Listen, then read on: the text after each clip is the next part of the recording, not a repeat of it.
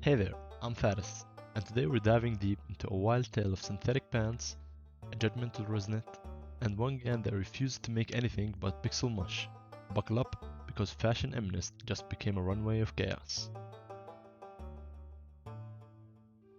So here's the situation. The Fashion Eminist dataset has 10 classes: sneakers, bags, shirts, and of course, pants, which is class 1. For this experiment, I had a singular mission: save the trousers. So I coded an imbalancer that takes a dataset and makes the chosen class look like my sleeping schedule for the past 2 weeks. This is the new imbalanced data of all classes before and after applying the imbalancer. To solve this problem, I summoned 3 powerful generative models: Vanilla GAN, DC GAN, and W GAN with gradient penalty. To even the odds, I trained each one of them for 500 epochs on the same imbalanced dataset.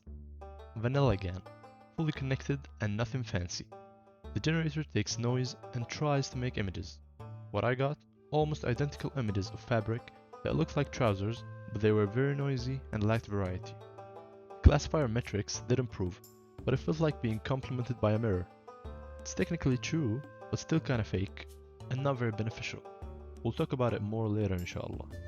Deep Convolutional GAN, aka DC GAN. Now we're talking.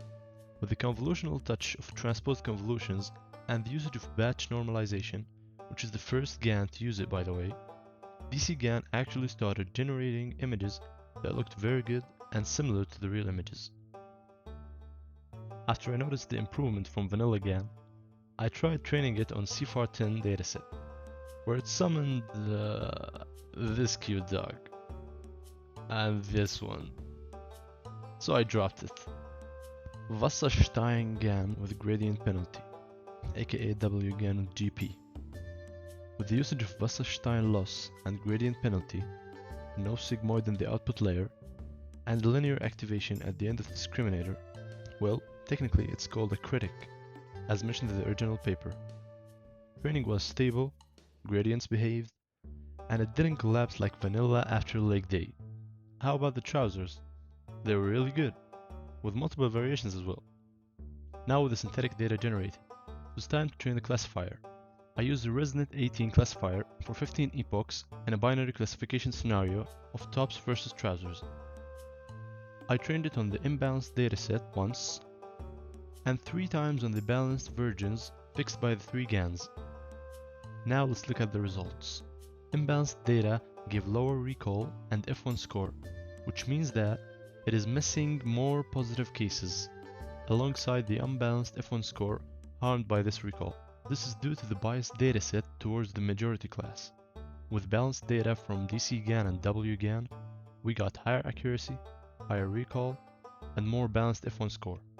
Also notice that the precision dipped slightly, because the model is now less biased toward the majority class, which is a very good improvement. Despite Vanilla GAN's metrics looking good, its generated images were unrealistic. This artificially inflated performance because the classifier overfitted the noisy data, while DC and W GAN, despite slightly lower AUC, provided meaningful synthetic images, leading to trustworthy improvements. So, what did we learn? Vanilla GAN tried its best, but gave us noisy results and overconfident classifiers. DC GAN stepped up, delivering actual images that were way better than Vanilla's. And W GAN with GP generated images with clean cuts, nice variety, and consistent performance. Second, metrics don't tell the whole story. Just because your model says it's doing great doesn't mean it's not being overloaded by fake images. So we need to understand what each metric actually means. And finally, using balanced data is a rule of thumb in training models. But there are some specific problems that can use imbalanced data and actually perform better with it. But remember, if bias got out of hands, better call GANs.